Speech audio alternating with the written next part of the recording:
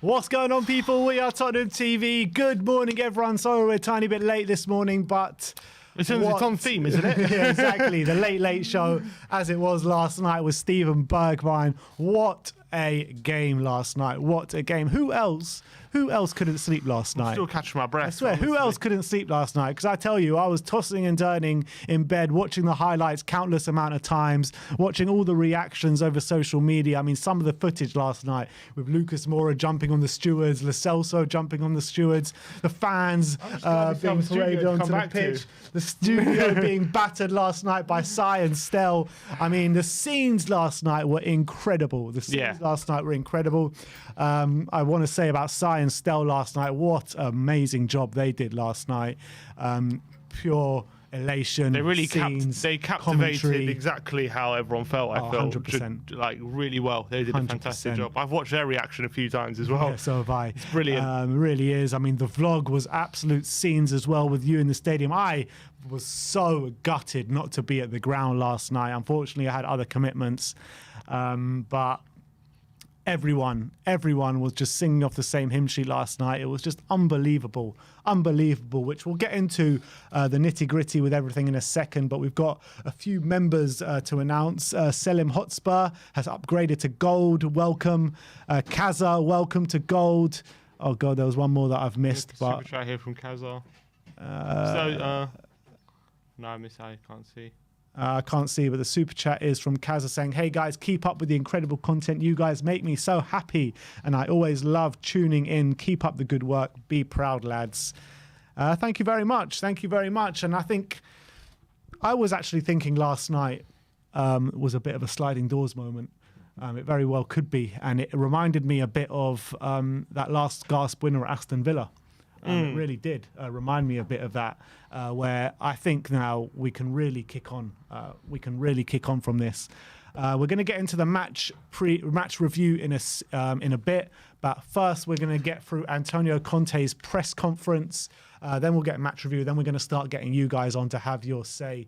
But let's start off with the press conference. Then we'll get into the match review.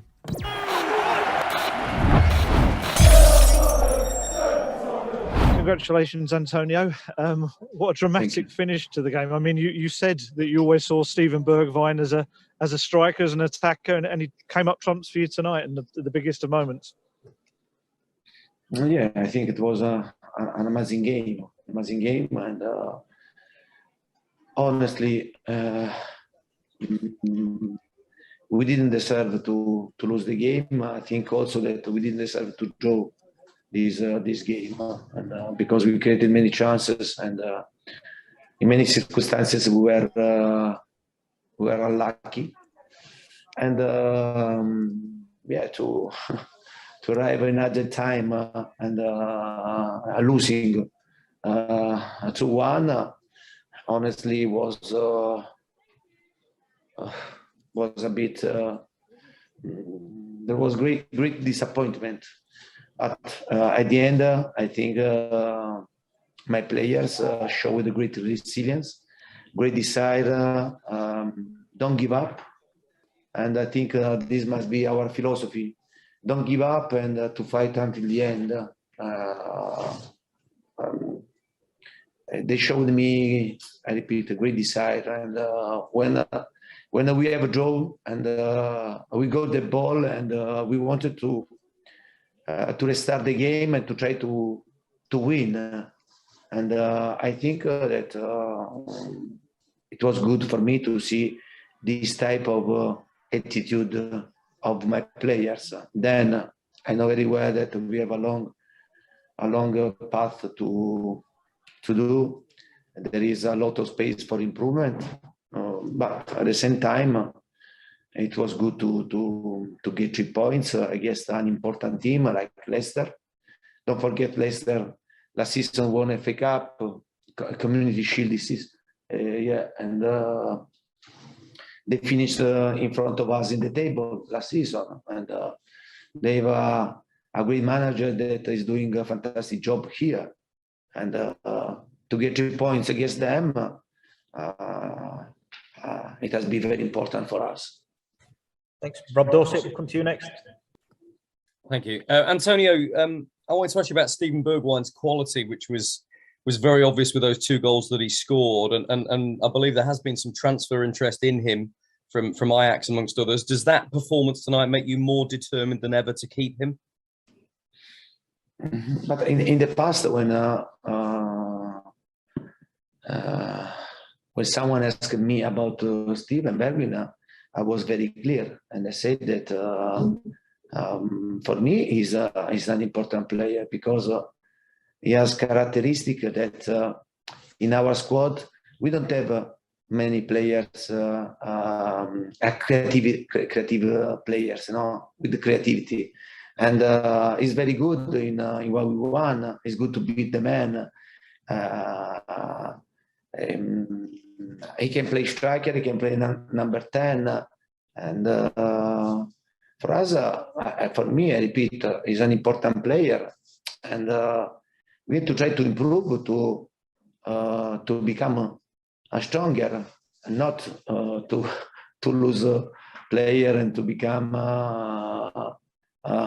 less strong. And Steven is a player that if he's in a good physical condition and he has good feet, he can start the game, or he can come in and change the game. For me, I repeat, he's an important player. Then you know very well, and the player has to be happy, and the player, I think, is happy to stay with us and to continue to play with Tottenham. Jonathan Veer, we'll take one from you, then we'll finish with Nick Callow. Jonathan. Hi, Antonio. When you win a game like that, obviously you're moments away from losing, but you ended up winning it. How important can that be for the season going ahead? At the end, for us, it's very important to get 3 points, and especially against, I repeat, against a strong team like Leicester. For us, it's very important to improve our confidence, to improve our belief, and to win also in this way, and show that you have a great resilience, that my players didn't want to accept today the defeat. And for me, it was important to see this on the pitch. Hello, last question from you. Thanks for your time, Antonio. It felt like a very important victory to win like that. You're in a good position for top 4. You could even say that you can reach Chelsea in 3rd position. How far do you think this Tottenham team can go this season? Yeah, honestly, and I think that I have already, spoken about my my vision, and in this moment, I think that we are in a good position on the table, but we have to know very well that it will be very difficult to keep this position and to try to fight for something important, and we have to try to continue to work, to improve, and if there is the possibility in this transfer market to improve, to improve also numerically the number of the squad, it will be very important, because we need to try to. We know very well that we have to fight. We have to fight against every team in England. In England, the level is very high, and it was good to have this run, of 9 games, and for this reason now we are seeing Tottenham in this position on the table. But in one end is good, but in another end we have to be very honest and to understand that we are doing well, but it will be very difficult to keep this position. But we want to continue to work very hard and to continue to try to fight, and to get our best. I think this must be our target. That at the end of the season, we have to be sure that we gave everything, and the position that we reached on the table, it means that we deserve this position. Thanks, everyone.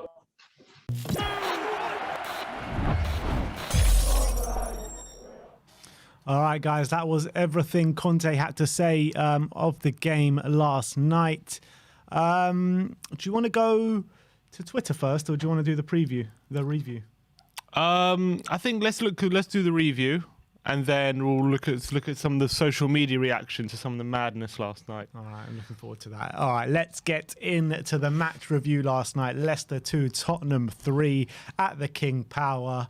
And you know what? A lot of fans, when you're looking at the scoreline and didn't watch the game, you would say, yeah, Spurs were very lucky last night. 2 last-minute goals. Well, the latest Premier League comeback of all time, literally. 94 minutes and, what was it, 30 seconds or something. We were losing 2-1. 52 seconds. 52 seconds. Technically, we had 8 seconds to score 2 goals. And we ended up winning the game 3-2. What an astonishing comeback it was last night. But on the balance of play, I mean, we thoroughly deserved the win last night. I think it was the 6th highest away XG in the Premier League ever. And I think it was the second or the highest XG of any team in the Premier League season this year. This season. So that shows you alone that we completely deserved the win last night. Players were performing at a very high level. One of the players I want to talk about in Harry Kane, I thought he was unbelievable last night. He really was unbelievable. Hit the bar and the post, goal line, clearance off the goal line. Yeah, he probably should have gotten more goals than he did, but the way you could just see from minute 1 last night, he just wanted it. He wanted it so bad.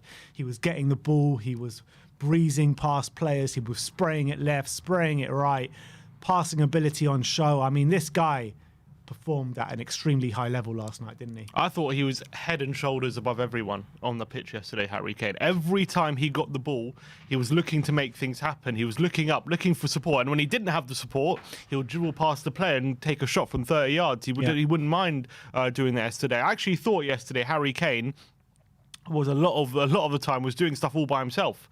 I thought so often he had he would pick the ball up in the middle of the park and he would have Lucas Moura as his only support, and then he would have the wing backs who weren't having in the final third anyway the best of games, and he would opt to dribble past the player, hold the ball up, wait for more support.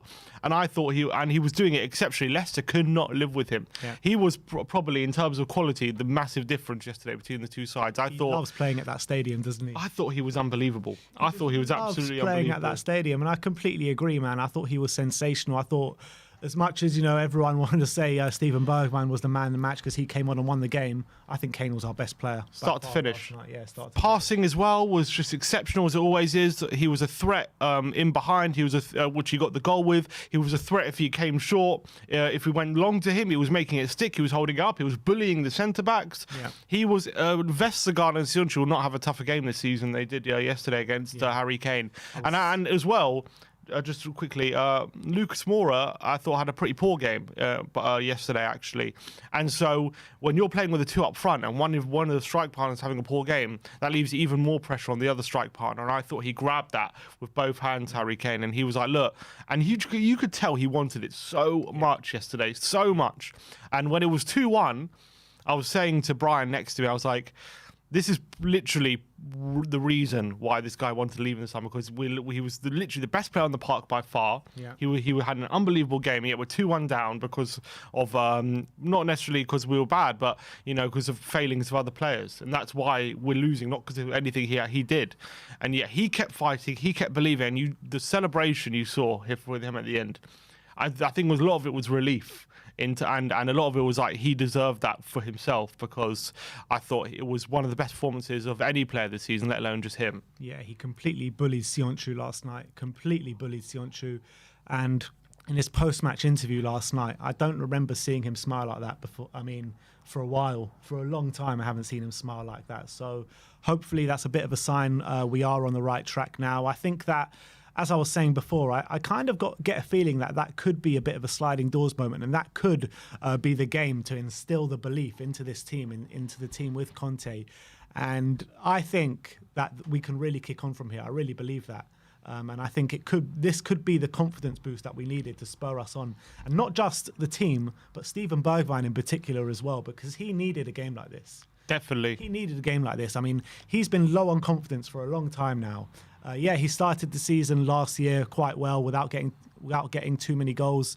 Then that Liverpool game goes and he misses those 2 chances. He gets dogs abuse from the fans on social media and stuff like that. His confidence completely went. And that game, I think, could be to propel him to the next level. I think this is probably the first time in a while he's really feeling the love, Steven Bergwijn, from the fan base and from everyone and from his teammates, because he really did save our bacon yesterday. In terms of what I thought, when he came on, even without the goals, obviously the goals are massive. I actually thought he made a really big impact even without the goals yesterday. He was doing these little one-touch passes. He was using his strength. He was backing into defenders, making a nuisance of himself. It was interesting when, Bergwijn came on for Reggie. And you're thinking, okay, Bergwijn's going to go on the left and he's going to be a winger. But he didn't. He put Lucas on the left. He put Bergwijn and Kane up top. And he said, no, you're going to be a striker. And it worked, an absolute treat. I thought he linked up with Kane really, really well. He gave us another option. And I thought both goals he took really well.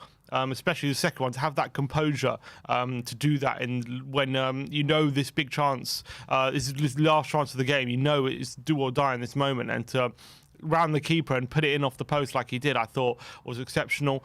And clearly, I think that's probably going to change things in terms of transfers this window. It's weird how one thing can change your trajectory, but it can. We saw it even with the summer. It was Tanganga. He was set to go on loan, and then one big performance against City, and Parati's like, okay, we're going to keep him around. And it's not. And Conte has been consistent in what he said about Bergwijn. He's a player who he wants to rely on. He's a player who he sees as right now as the best alternative to Harry Kane. And he's a player who believes he's getting used to his methods. And yesterday was a huge, huge step in the right direction. Let's not get it twisted as well. Bergwijn's been on pretty good form of late. When was his last game? Because he's been injured. The West Ham game. West Ham, he was brilliant. He got a goal and an assist, and he was man of the match in that game. I remember he came on against Palace. He had a really good impact as well. So, and then he got injured, and I think, is this his first game since injury, isn't it? Yeah, it is, because he was set to be on the bench. He was set to be on the bench against North London Derby, and he wasn't because he got called off. So it's his first game back. First game since injury, and what an impact he made. I'm so happy for him, and I hope he does stick around. And to be honest, I don't think we actively want to sell him because we don't think he's good. I think the only reason we want to sell him is because he's the only player who someone's coming in for. Literally, that's what I think. Like, I think if we had people lining up for Dele and Ndombele, then they would be out the door a lot quicker than Bergwijn. I think the situation, as I see it, is Levy wants to raise funds before he signs anyone, and as he always does. And unfortunately, we're not getting the funds that we want for Ndombele or Dele. So we need to get funds from somewhere. So we're thinking, okay, Bergwijn, we're not so sure on him. We don't want to sell him, but if we're getting money for him, then we can sign other players. So we'll go for it. But in my opinion, that's not the right approach. I think that on this channel, me and you have been quite consistent in what we've been saying about Bergwijn. We've always said there's a player in there. We've always seen the talent. It just hasn't happened for him for one reason or another. And I think that hopefully, the fan base can get behind him now, because there's been a lot of question marks over Steven Bergwijn in terms of the fan base. A lot of fans not thinking he's good enough or what have you. So I think that now after that, people can really get behind him, and hopefully he can kick on now. Another player who I want to talk about last night, and Pierre-Emile Højbjerg, proper Viking performance last night. I thought he was everywhere in the midfield, and that comeback doesn't happen without him. That comeback does not happen without him. He's the one that plays that ball into Matt Doherty. And not only that, he's the guy that wins the ball in the middle of the park and produces it to Harry Kane, who plays that ball into Steven Bergwijn. So that comeback does not happen without Pierre-Emile Højbjerg last night. And I thought he had a great game overall. I was very surprised by how effective the three centre mids were during the game, actually, because you look at that midfield three and you're thinking, are we going to create? Is it going to be another one of those games where lots of passes but no killer instinct and no penetration? But no, actually, they really turned up yesterday, and I thought they were causing Leicester all sorts of trouble throughout the game. They took it in turns to kind of go in the final third, and it was either Winks protecting, or Skip protecting, or it was Højbjerg protecting, and Skip had turns in the final third, and Højbjerg had turns in the final third, and it was actually pretty effective. I was actually really impressed with what I was seeing. Skip was making a lot of forward runs last night. It was great to see. It really was. He was always an option there on that right-hand side. Always. Yes. And I thought it was a great tactical setup from Conte. I thought Leicester really struggled throughout the whole 90 minutes to deal with us. I think there was maybe a period in the second half where they got a bit of control in the game, but once Conte made some subs, we took it back. I thought they were industrious. I thought Tielemans, I've never seen him look so quiet during the game. Maddison, I know, got a goal, but by and large, throughout most of the game, he didn't get much joy. I know he had a shot in the first half as well, which Lloris had to save, but I thought they were creative. I've never seen us create so many chances in a game for a long, long time. And when you look at the team, you wouldn't have thought we would have created so many chances to score. You got to give credit to Conte and the way he set up the team yesterday. I mean, we've played 3-5-2 before, right, this season, but I felt that Conte made a few tweaks to it last night. Did you notice anything? I didn't notice specifically in terms of the setup. I thought the fullbacks were really high. I thought that's what he wanted. I didn't see any changes to how we usually set up in the 3-5-2. I just think they were doing it more to how he wants. Yeah, maybe that was it, because I felt like the midfield three played so different to how we have been playing in a 3-5-2 before. Maybe not the Liverpool game, but every other game we've been a bit, not great in the 3-5-2 system, apart from that Liverpool game and obviously last night. And I thought the midfielders, Skip and Højbjerg, the way they were in pretty much box-to-box roles, both of them, and then Winks was kind of like that quarterback, spraying the ball forward. I thought they just worked so well together, all three of them. They did, and I was really impressed. And as well, Leicester, yes, they were depleted, but still had a good side out. First of all, they had a pretty strong side out. Yeah, the fullbacks were probably their weak point. With Albrighton, but Luke Thomas isn't bad. And then those two are the guys that saved it off the line for them. Yeah. I thought they had a pretty strong team. I know Vardy, but Daka was there. And who came off the bench? Harvey Barnes came off the bench. Yeah. Samare came off the bench. Yeah. So these are good players who came off the bench, Barnes could easily get into our squad. And Samare, people are upset we didn't sign him in the summer. So, I think they had more than enough to get a result yesterday. I don't think they can blame injuries in terms of why they were just beaten by the better side yesterday. They were. That's the case. And I actually think as well, that's why it felt so good to win the game.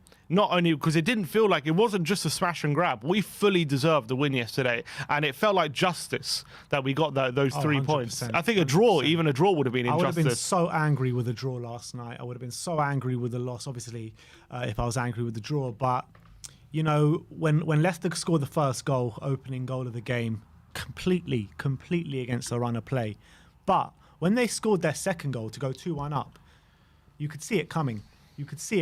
And I was thinking at that point, maybe in the few minutes in the lead up to that goal, I was like, oh God, is it going to be another one of those days? We haven't put away our chances. Leicester can easily score. Leicester can easily score, and we look vulnerable. We look vulnerable at the back, and we did look vulnerable at the back last night. Mm-hmm. We really did. We did at times, but luckily for us, we were the ones who had most of the chances, weren't we? But every time Leicester went forward last night, I had that anxiety that they could score. They looked dangerous when they went forward. Yeah, they did. Look, and they had Maddison out, in the team. They had some dangerous players, so we had to be careful of them. But we dominated, luckily. We were the ones who were having most of the play. And so that's why we need reinforcements. So when the few times we are caught out, like we were yesterday, we're not as vulnerable we're not so vulnerable. But unfortunately, I know I'm not saying Tanganga, Sanchez and Davis were awful, because I don't think they were, but they're not at the level that we need if we're going to be serious about moving forward with Conte. I think yesterday was case in point of why we are so desperate for reinforcements, because the structure is there, the will of the squad is there in terms of them being behind Conte, but we need better quality. We need to come in.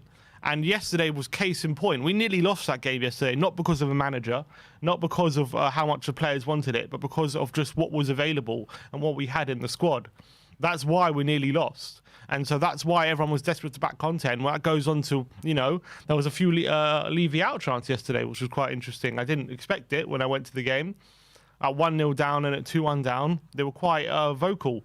A lot of the fans yesterday about we want Levy out, which was I found surprising. But ultimately, when you think about it, why we were, everyone could see the reason why we're losing was, you could say, Levy didn't make Højbjerg miss that shot and all these kind of things. But the reason why we're losing is nothing to do with the manager, and it's all to do with how the squad's been managed. And that was clear.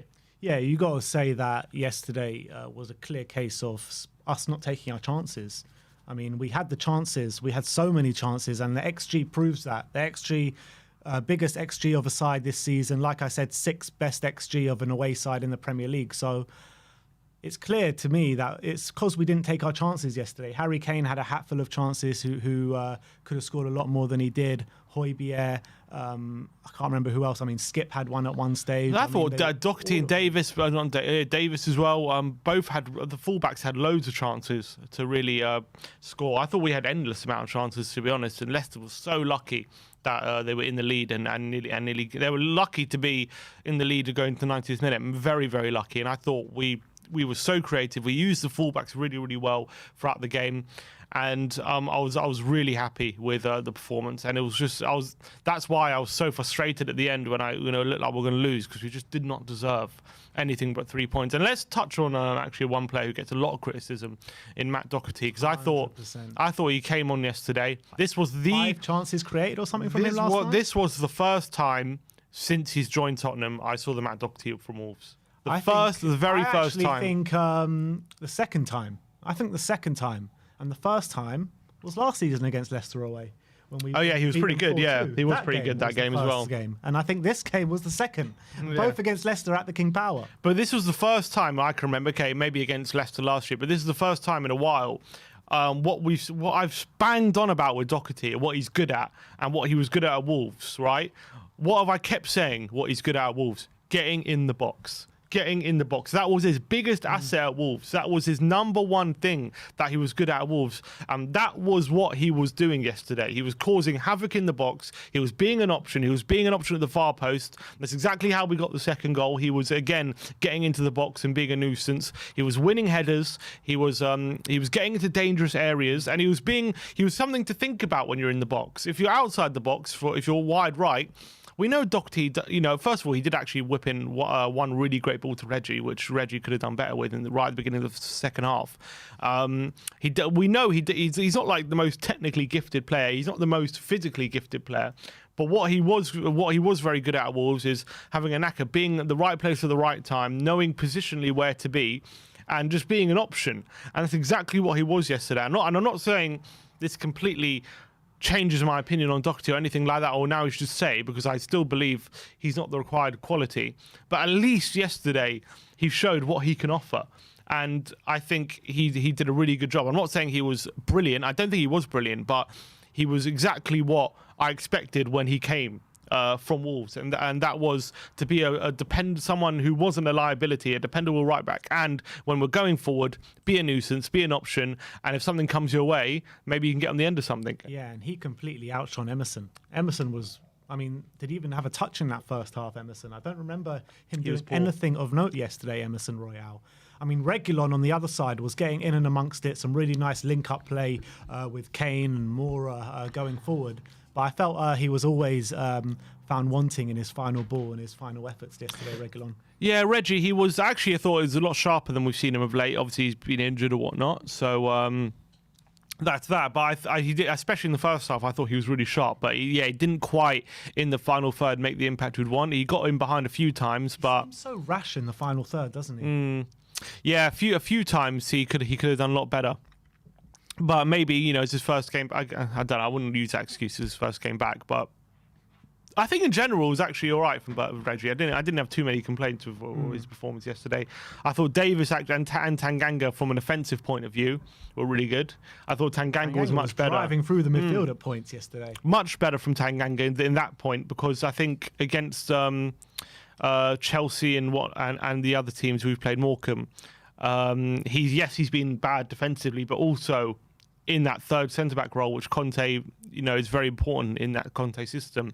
He hasn't been being that option and doing confident runs forward, which we've seen from like Romero and Davis. But yesterday he was doing that really, really effectively, and a few times he was supporting the attack and he was helping sustain attacks, and that's why we were so capable of penning Leicester in and creating opportunities. And I thought he did pretty well. I thought for the goals, could argue he could have done better, but so which shows, he's still got a lot of inexperience. But I thought confidence-wise, you can see he was a lot better from Tanganga, I thought.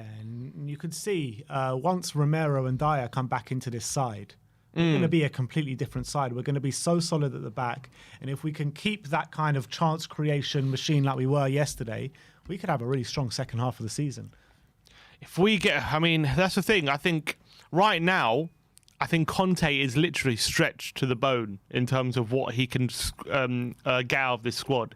He is literally, he's like squeezing a towel. He's literally wringing every last drop of talent he can out of this squad right now. And we're just, and obviously we're doing quite well in the league. Like we're in a good position, but I think again we're only 2 or 3 injuries from being in real trouble. That's why we know that if we just need some reinforcements this January, just to consolidate our strong position, and if we don't get that, then we're taking a big risk in the second half of the season of it all going wrong. Massive risk, yeah. But this is also why I've kept saying, if we do get lucky and stay injury-free second half of the season, there is a chance of top 4, even without signings. And I think Conte has shown that since he's come in, that he can get this team playing how he wants, maybe not completely how he wants, but to a semblance of how he wants. And that could be enough for top 4 if we stay injury free. But you can't rely on that, and we need to make sure that we have contingency plans. And right now, day 20 still doesn't look close to signing anyone, and that's a very, very frustrating. And that's probably why you heard those Levy out chants yesterday, because we still haven't signed it. Because I think the fans can see 10 days to go. The fans can see that Conte's doing an amazing job, and we're so desperate for him to do well. We're so desperate to give him the tools to succeed. And right now, the only thing holding us back is the board in the club. That's the only thing holding us back. It's not Conte or anything like that. The only thing that's ever been holding us back in the last, since Poch, pretty much. Since the structure's there for us. It's been the same story. We need to back this manager. There's 10 days left of the window now. Yes, I know after 7 days I called for calm, but we need signings now. It's getting a bit desperate. And Stel and Sai were asking me on a fan show last night, do I think that we can get top 4? Do I think we will get top 4 with no signings? And I said to them last night, look, can we get top 4s with no signings? Yeah, we're damn right we can. But will we get top 4 with no signings? I'm not too sure, because we need a lot of luck to go our way in terms of injuries and stuff like that. So it's playing a very risky game. If we bring in 1 or 2 players, 3 players to this squad from now until the end of January, I make us favourites. Yeah, 100%. 100%. I think everyone was so down in the dumps after the Carabao Cup semi-finals, but everyone forgets, as I was saying in the pre-match, we're still unbeaten under Conte. It's now 9 unbeaten, and it's not just 9 unbeaten like loads of draws, like 6 wins and 3 draws. So we're winning most of those games as well. We're scoring most games. I think every game, I can't think of a game where we haven't out XG'd the opposition.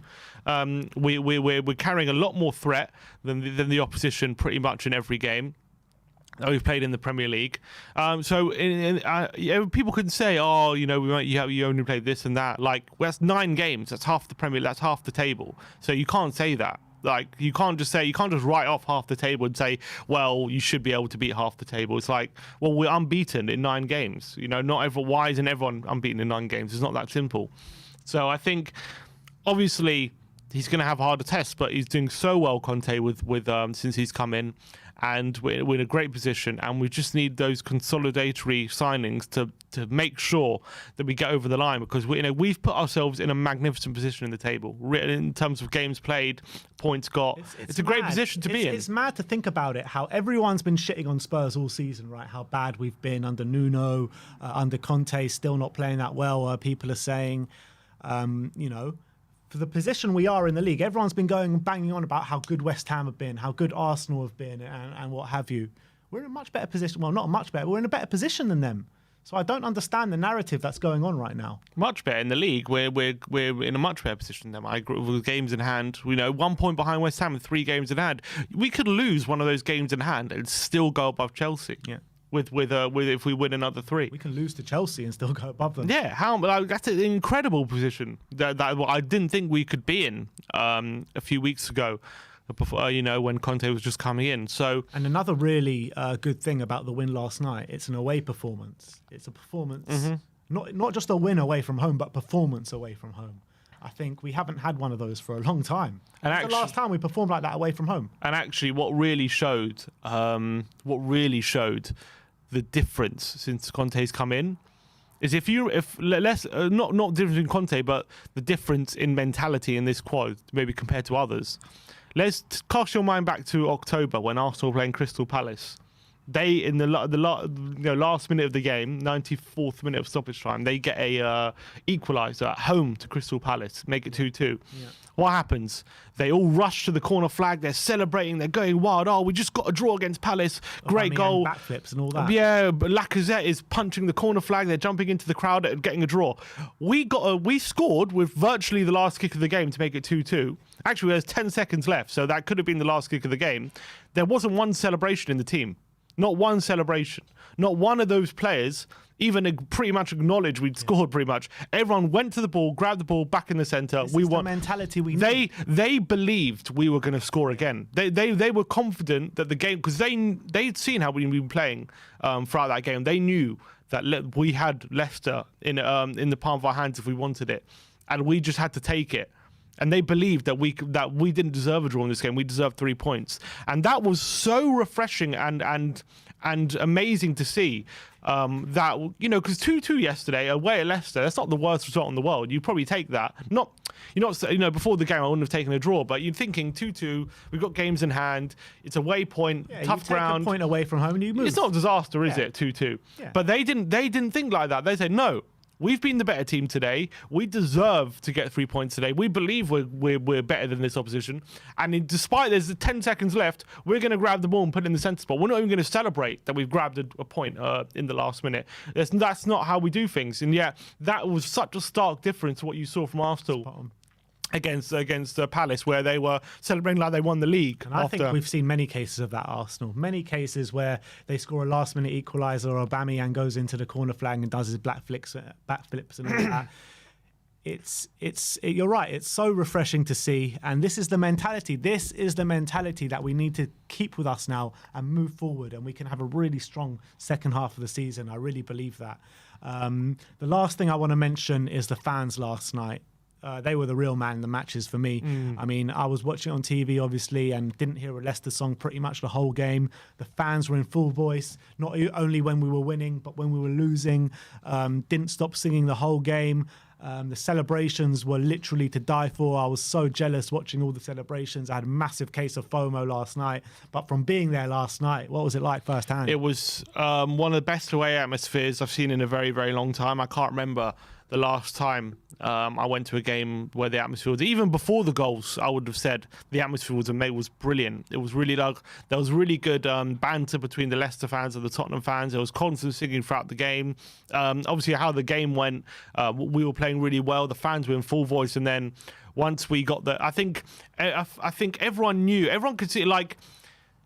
Tottenham of late, right? When you're losing games like that, away at Leicester, it would have been very easy for it to turn toxic and start booing when we concede a second goal. But I think the fans acknowledged yesterday how well we were playing and that we actually deserved to be in the lead, and we were really unlucky to be losing. And so even though we conceded that second goal, there was still that sense of belief, like even though there was like, okay, well, here we go again, there was always also that feeling, but.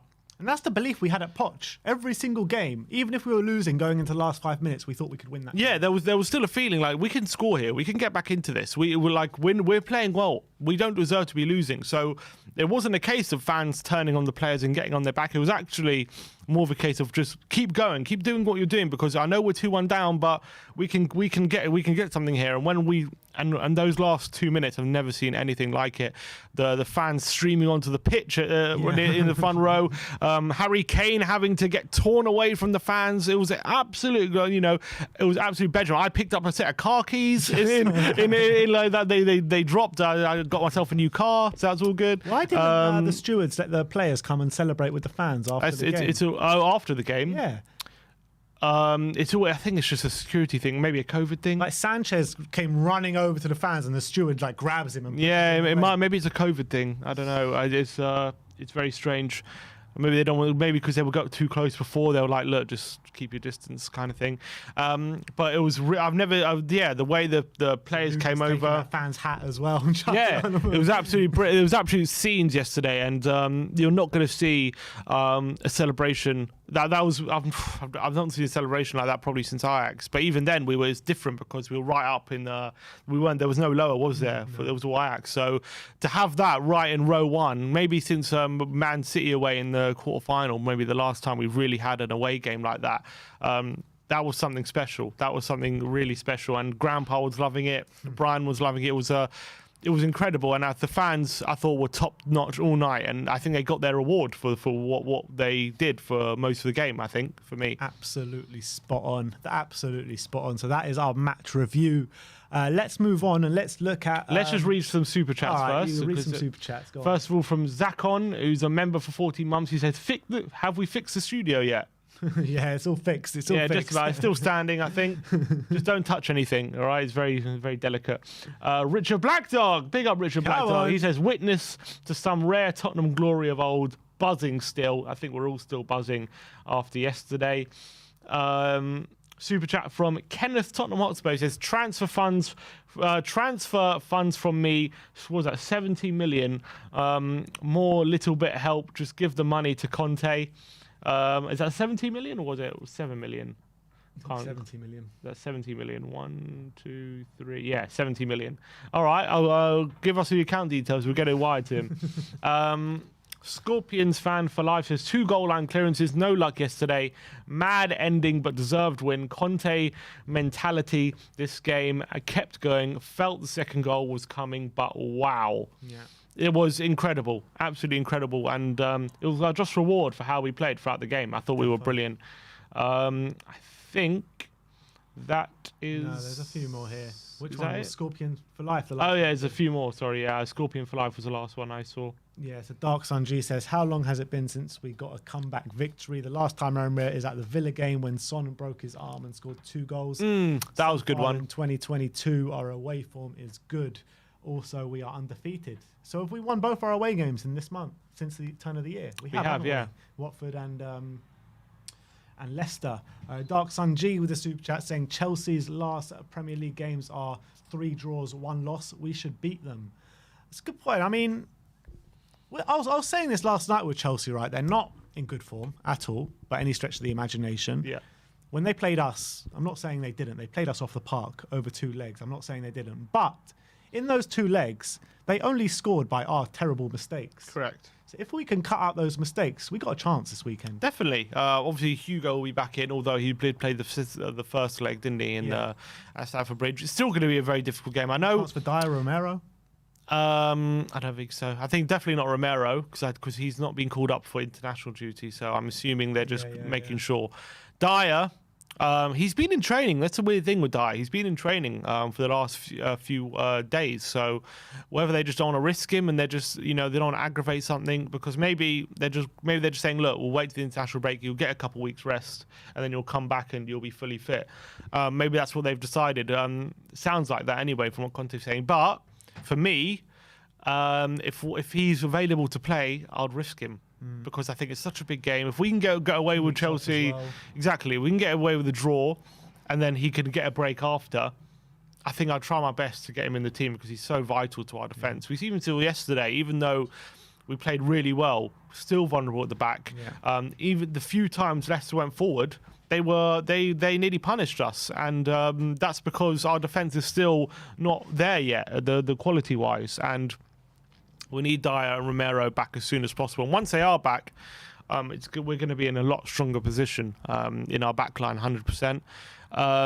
In terms of Chelsea, they are drawing, but they're still controlling games quite well. I'm not saying they're playing well, but it's not like, first of all, they're not losing. They're not being completely outplayed by the opposition. Just they're not outplaying the opposition as much as they were at the beginning of the season. So it's still going to be a very, very tough game.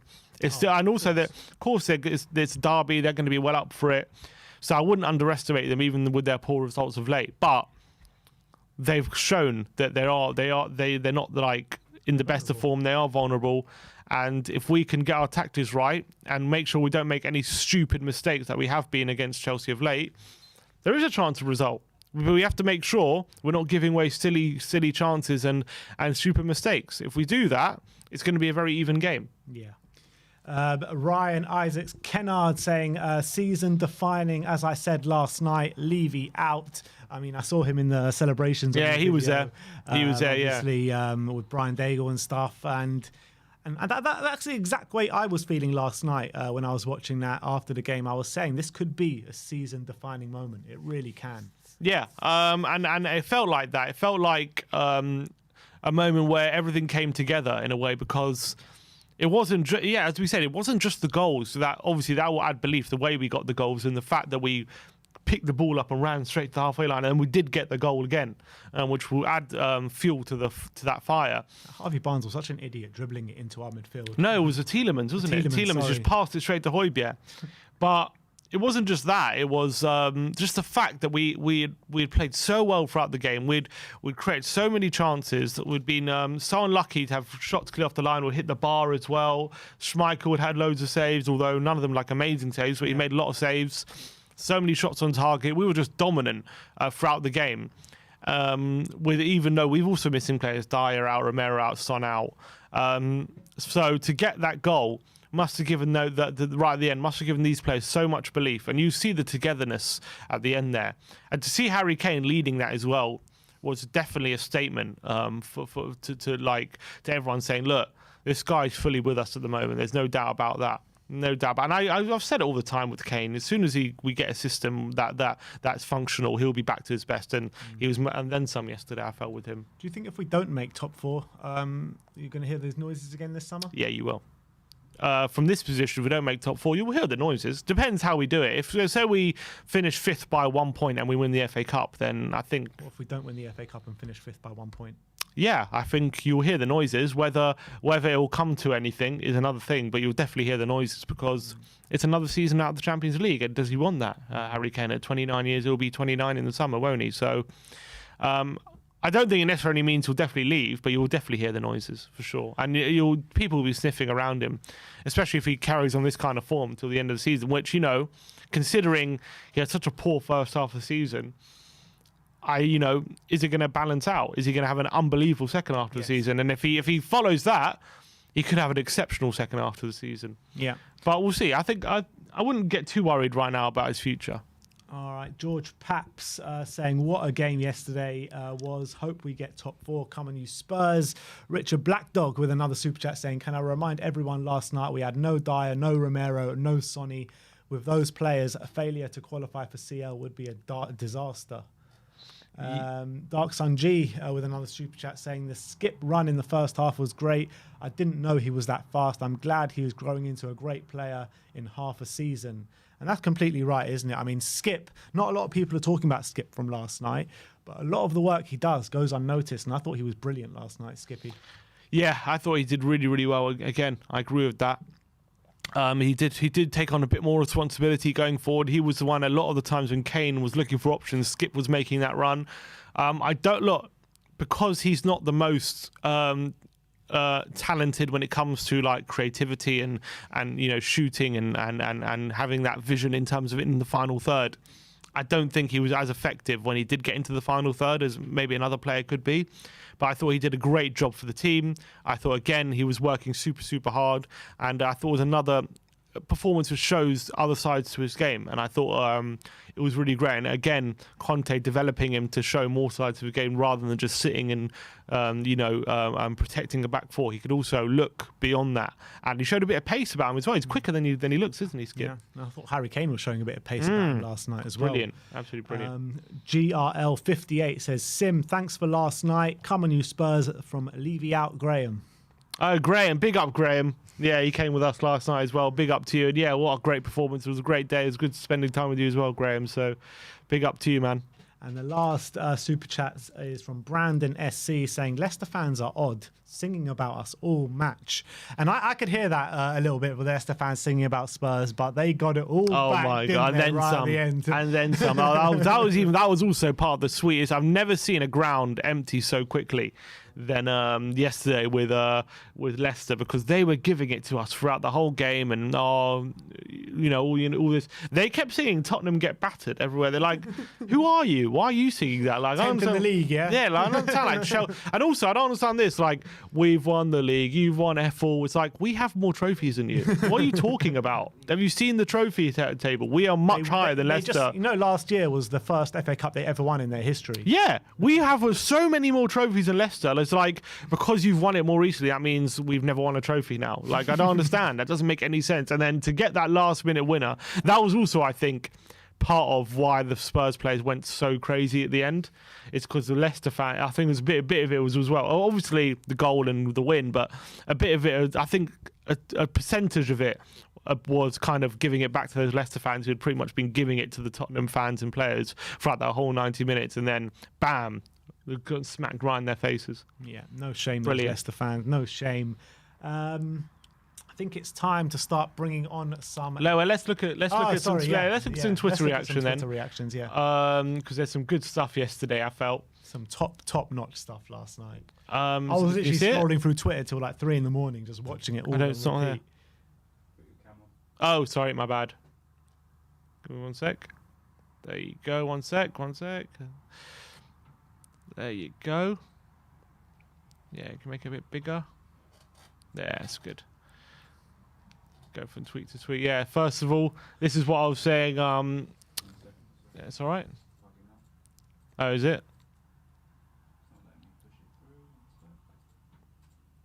There you go. This is what I was saying yesterday. This is a tweet from Matt THFC. He says, notice how instead of celebrating like he had won the Champions League by equalising at the death, Bergwijn sprinted right back to the halfway line and was able to find the winner. Difference in mentality. Absolutely right. It's exactly what I was talking about when it comes to mentality between the two sides. This is a case in point yesterday. And but look, Bergwijn barely cracked a smile when he scored, let alone celebrated. He literally didn't care. He's like, I'm getting that ball and going right back to centre, and that was really good to see. And I loved it. It was on the back of that push with Sionchu as well. Yeah, he was on the floor. Sionchu's giving it all in the air. He gets up, pushes him down, which was dangerous, and then he gets that goal. It seemed that push seemed to like spur him on, that little altercation. Gets that goal. No qualms about it. No, not even a crack of a smile, like you says. Goes and gets that ball. Scores another one literally seconds later. He's about to take his shirt off. Then someone stops him from taking his shirt off. Because he's on the booking. And then someone stops him from going in the crowd as well to get that second booking as well. But, the scenes last night, man. The scenes. Next one, here's some more scenes of Lucas Moura going absolutely jumping on a steward. Look at that. He did it twice as well. Absolutely. But Lucas Moura was fully on it yesterday in those celebrations. Look at that, jumping on stewards. He is so fully COYS, isn't he? This is a brilliant one. This is someone replying to a tweet from Bav saying, points on the board are better than games in hand. And then someone says, what about both? I wouldn't mind both, would I? Because Tottenham have now got a game in hand and are above Arsenal, which no one has even mentioned yesterday. All those Arsenal fans, when we had all those games in hand and there were 4 points above us, every single one said of them, I'd much rather have the 4 points and 3 games in hand or whatever it was. Ridiculous people. Man. Now we're a point ahead with 1 game in hand, so that's lovely stuff. This one is from Footy Limbs. I think this is a Leicester fan giving it to giving it large, and just before Steven Bergwijn gets on the end, he doesn't realise Bergwijn's about to go through and score. You can't really see it, and then obviously go mad. Absolutely brilliant stuff. That's from Footy Limbs. Go check that out. There's who's that? There's Cody Mack, his reaction yesterday. This is his mood. Go check out if you guys. We can't play the sound, unfortunately, but absolutely brilliant stuff from Cody. Go check him out on Twitter. I liked a bunch of these things yesterday. Someone breaking their nose yesterday in the celebrations. Unbelievable. This is unbelievable scenes. He says, no, I'm not one to tweet, but shout out to my brother. Broke his nose in the celebrations. Love you. That's from Andy Clark. And there you go. Absolute incredible stuff. Another picture there of Lucas Moura on a steward. Iconic. Tottenham's Twitter account said. Unbelievable stuff from Lucas Moura. Spurs put out a tweet saying who's man the match with 4 pictures of Steven Bergwijn. Brilliant. No, I didn't see that. Another tweet showing how the difference between mentality between Tottenham and Arsenal. Human Son doing his Steven Bergwijn celebration on Instagram, even though he wasn't in the team yesterday due to injury. David Howes tweeting out our video yesterday of the celebration. Absolute scenes. Big up to David Howes, former Tottenham player.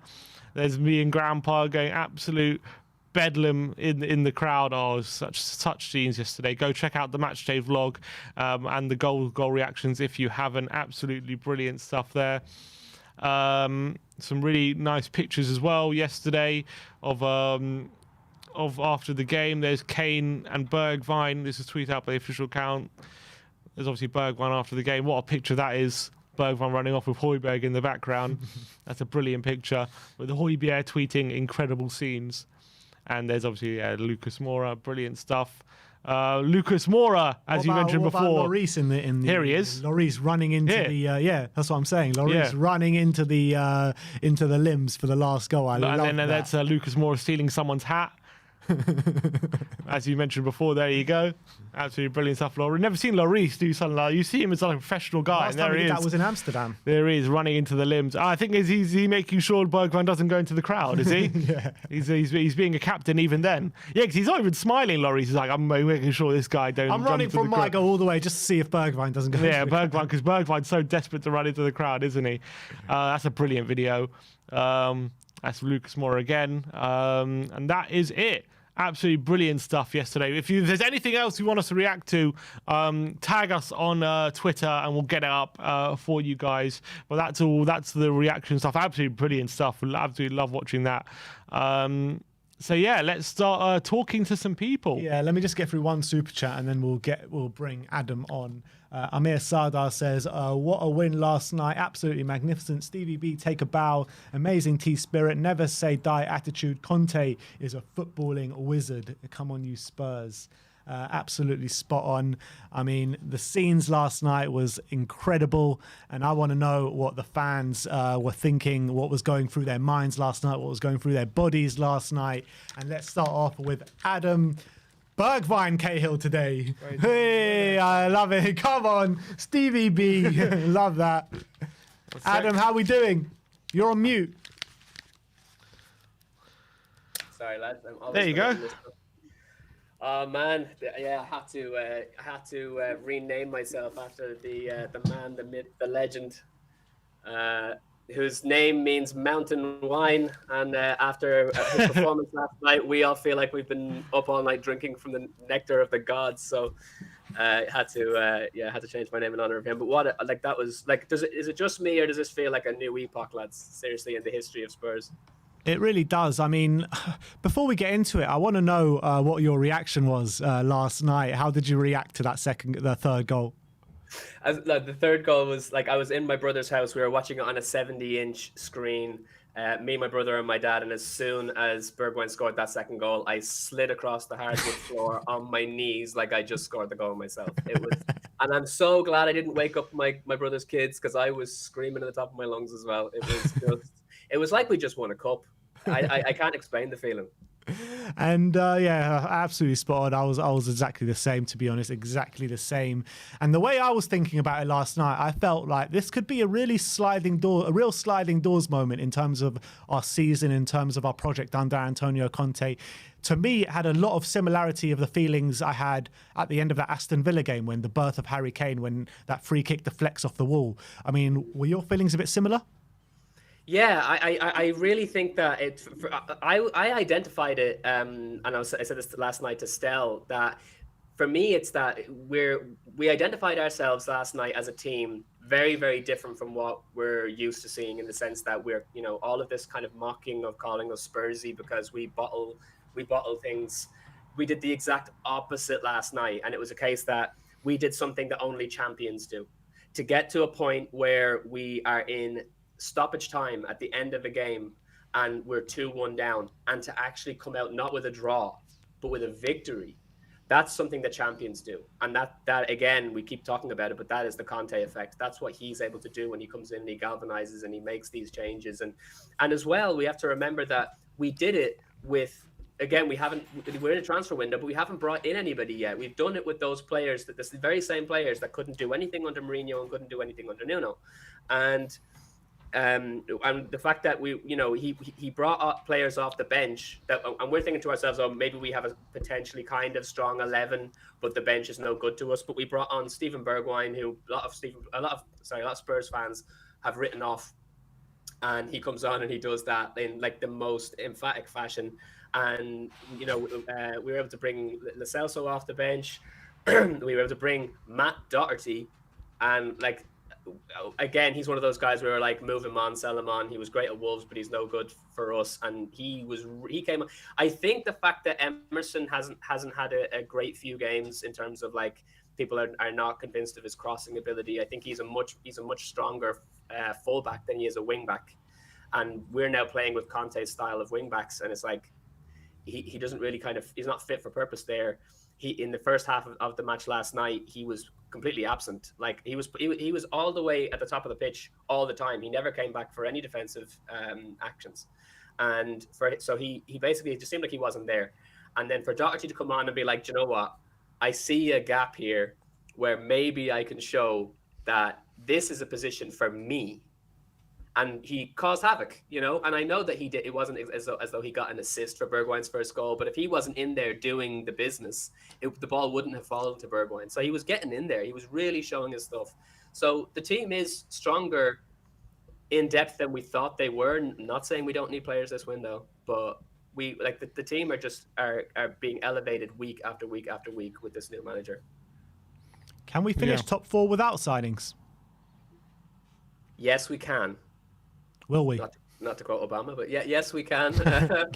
And I don't think that we will do it without signings, because I think we will get signings. I would imagine that we'll have Adama Traore in the next few days, to be honest.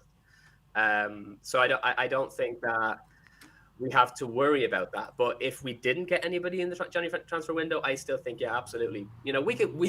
We're currently in the position where we have the possibility of finishing third. Now, I'm not saying that'll happen, but considering that we've been terrible all season.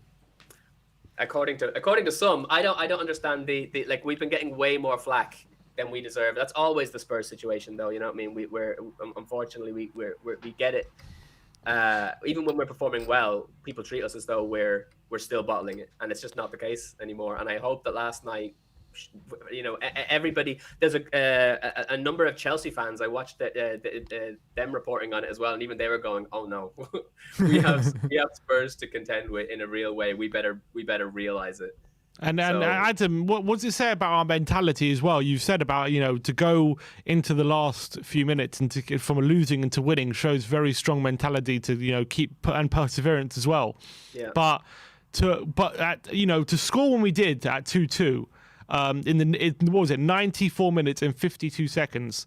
I don't think anyone would have begrudged or blamed Tottenham players or fans for accepting that and taking the point and celebrating grabbing a draw in the last minute.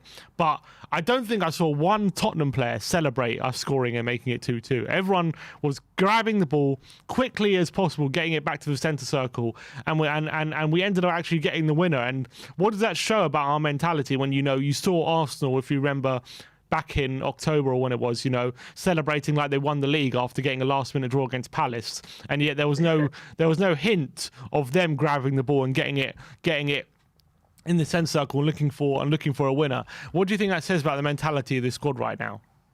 But I think that is the key thing. I hope all Spurs fans have the same feeling this morning, and it is that it's that we didn't rest on our laurels. We didn't go, okay, we were outperforming Leicester the entire game, and yet somehow we were losing. Getting a draw will have to do. That spirit, that new spirit of being able to go, we're going to win this. We deserve to win. We're going to do it. That is the magic that we're all feeling bubbling inside us this morning, and I think it's going to completely change the direction of the way things go for us going forward, because there's a new sense of who we are.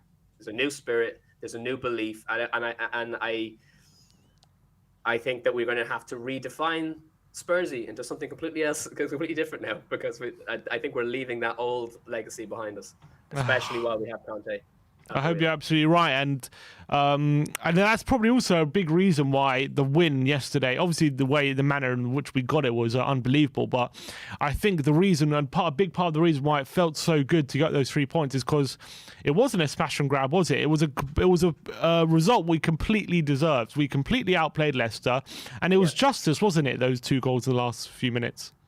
Absolutely, and I was smiling so much when you guys were saying that, like the Leicester fans the entire game giving us so much abuse, and then for us to turn it around like that at the end, that's just like the sweetest, the cherry on the cake that you get to rub it in their faces when they've been so smug. I think Ben as well. You said the fact that we did it away. It wasn't even like we did it on our ground. We did that away, where I can only imagine the feeling that the Spurs fans, like all you guys who are in the stadium, Sim, were feeling at that point when like you're surrounded by all the Leicester massive, and just in one corner of the stadium, there's just this, getting behind the team. Raising the voices, galvanizing the players to go on and keep pushing and pushing and pushing. Like I really can't wait to experience that. I'm sad to say I've never actually been able to attend a Spurs game in my life ever. Wow. But I've never been more encouraged to get over and experience that. And now that I think things are opening up a bit more as far as COVID is concerned, I want to go over I'm going to do my best to get over for the 5th of March. We're playing Everton at home. So if you have any recommendations as to how I get my hands on, I need 3 tickets. Message us on social media. Message us on social media. Awesome. I'm a filmmaker. My film production company is called Wild Stag Productions, and I'm Wild Stag Media on Twitter. So if I message you guys on Twitter, Wild Stag Media, you know it's me. Okay. All right, nice one. Cool. Awesome, man. No, we can help you for sure. Awesome. I'm really looking forward to getting over, and actually, because as I say, man, it's a new era, and I just feel like it's no longer okay for me to be sitting here in Ireland not experiencing the live action of this stuff. You know what I mean? You've had enough. It's time. Exactly. It's time. Yeah, I've had enough. It's like I've got family over in London as well. Do you know what I mean? Like my dad's brother, my uncle, lives in Camden. So like I gotta get over, see some family, and then meet the Spurs guys. Get all you guys out for a drink as well. Oh, definitely. 100%. Oh, I'm definitely on that. 100%. Come. We'll go out. We'll come for a game, and we'll go for a drink before. We'll have a nice time. Definitely.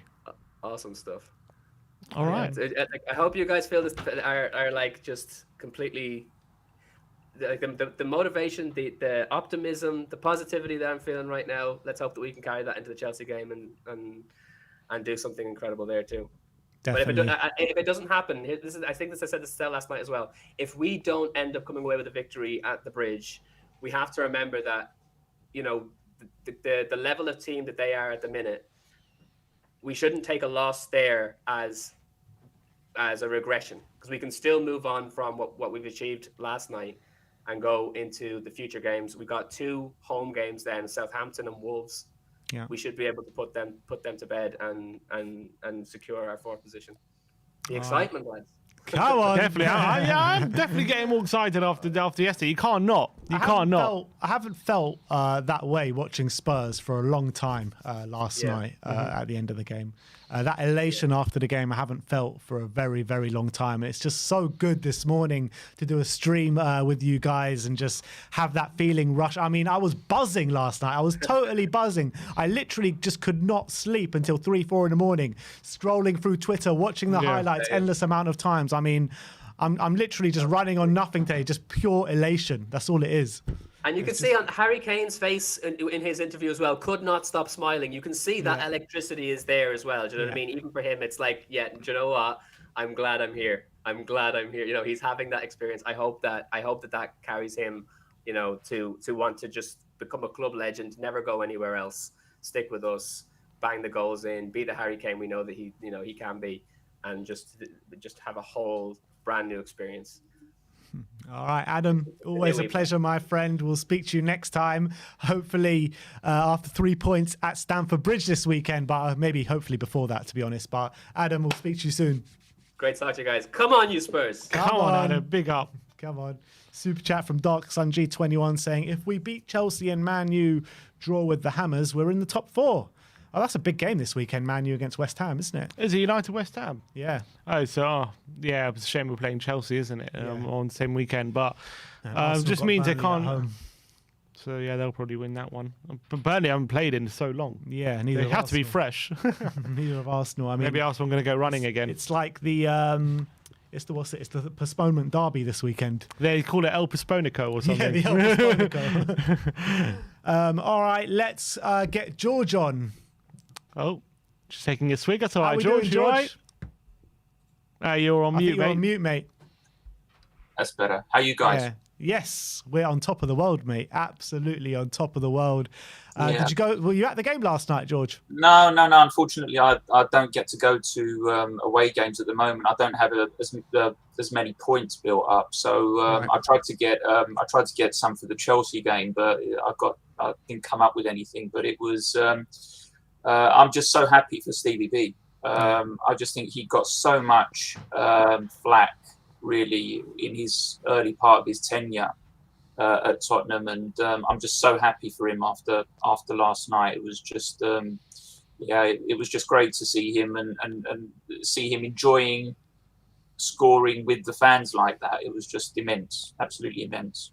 How good was it to see the mentality of the players, getting that draw, that equaliser in the last minute, literally last kick of the game, and no celebrating, not like Arsenal, getting the ball straight back, trying to get that winner. How good was that to see last night? Yeah, I mean, that has to be the way. And, whatever you say, a professional footballer, if they're playing without confidence, that's sort of the part that lets them down, that little slight edge that you need.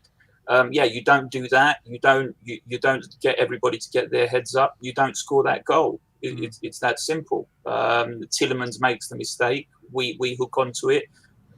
2 passes later and a shot, and that's it. We've won the game. And it is those fine margins that's what's required. And I think that's what a Conte will give you. He will push you to produce that sort of an attitude.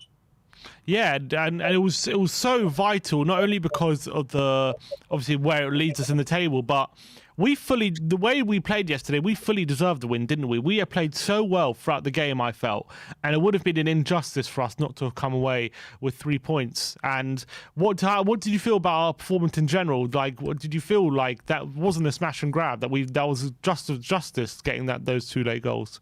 No, it wasn't a smash and grab. We certainly deserved to win from. I mean, I was watching the watch along with Stella and Simon, which I have to say was absolute theatre. It was absolutely fantastic. I mean, they were brilliant, weren't they, George? They were absolutely brilliant. It was just brilliant. It really was. So I got to see sort of the highlights and the goals later, but certainly the chances that we had, Leicester were defended fantastically. You've got to say that they got back in numbers. We were a little bit unlucky with some of the opportunities that we had.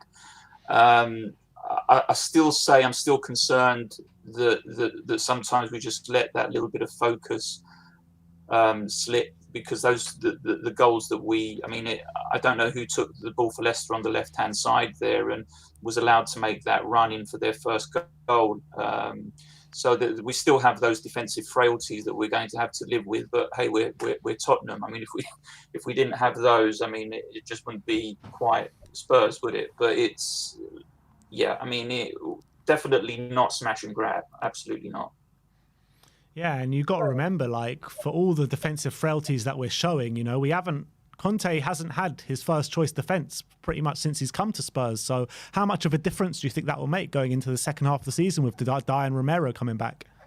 Yeah, look, we've got something to bring out of the bag with Dian to come back. I think what we saw last night, technically, the game, tactically and technically, I thought we were very different. I thought you saw the start of it in the second game with Chelsea, in that we need to be avoiding trying to play through that midfield.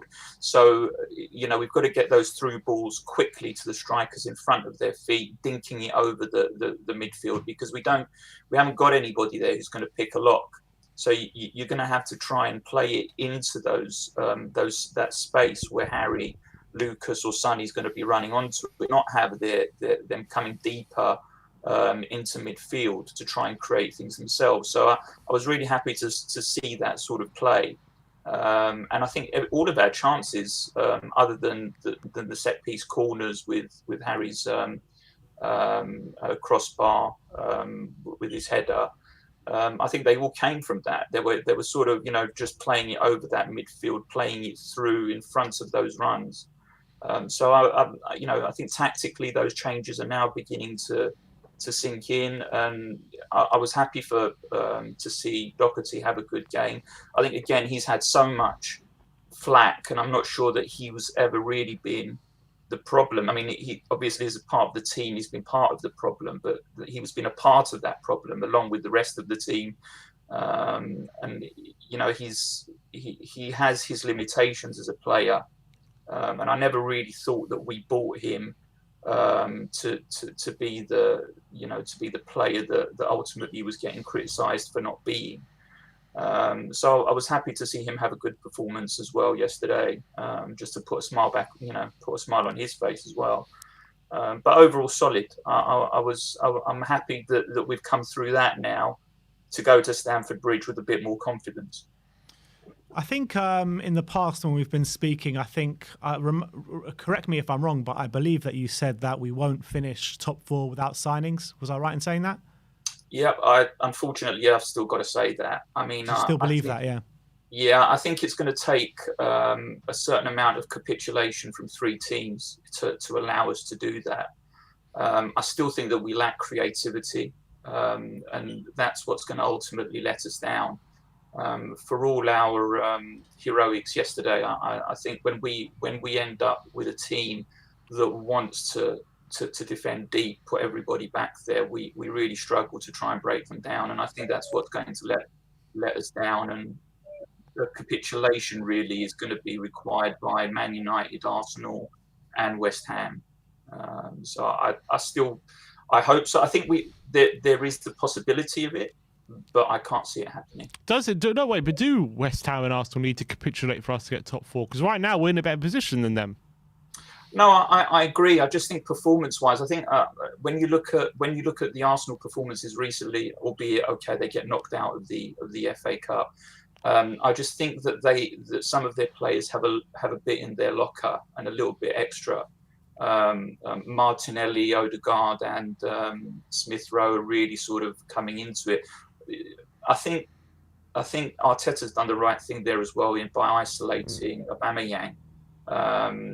And I hate to say it, but I just think that at the moment they're a more polished outfit than we are. And Man United have obviously got the individual talent that they've got with sort of players like Cavani and Ronaldo.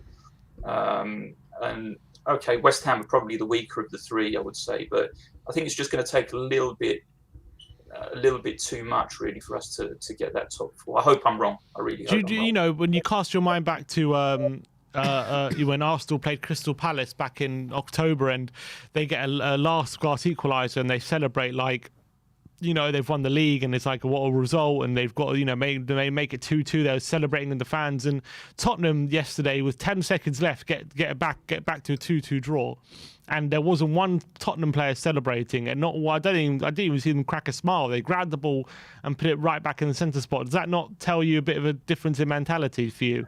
Yeah, I hope I hope it continues. I think certainly that is the first time for a long time that I've just had that feeling of that team spirit just running straight through the team. The way that happened, I think the whole lead up, I think there was a lot of frustration building up with Harry because he'd missed that one-on-one as well. And there was just just that feeling of, look, we're the better team here. We can get something. We've pulled this back. We just may get lucky, and that's what happened. I mean, who was to say that Tielemans would sort of put that pass through, and who would have thought that Højbjerg would, again, 2 passes later from Tottenham, and we're goal scoring opportunity. But yeah, look, absolutely. I just hope that, like I said, that we can carry it through and be consistent with that mentality.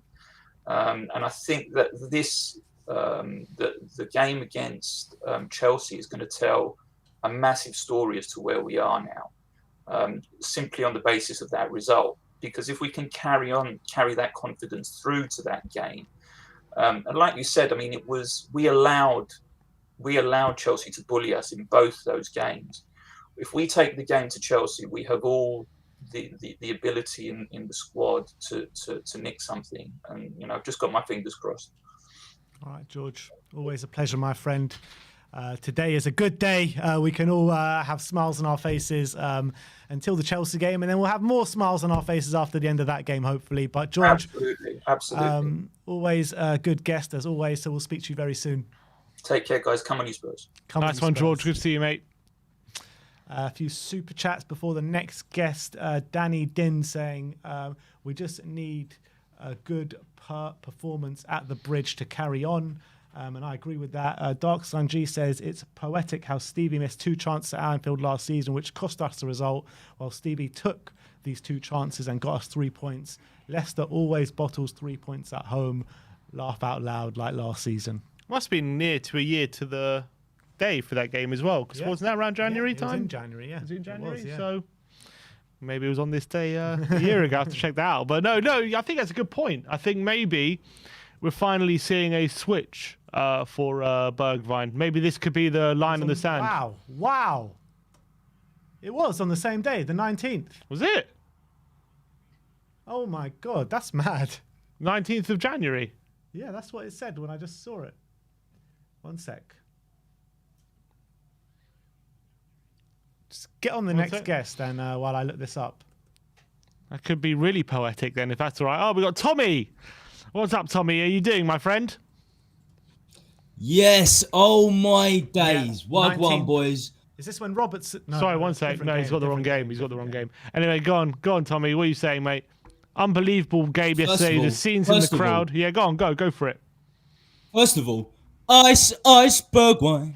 Dun, dun.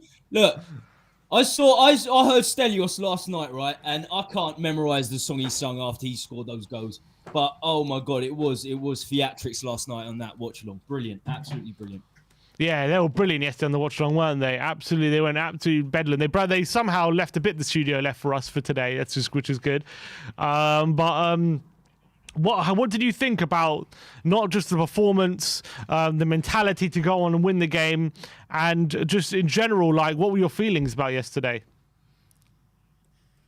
First and foremost, the fitness levels are what changed that game for us. We were, I don't know, I think we were 19th or 20th under Nuno in terms of how many kilometres we run a game.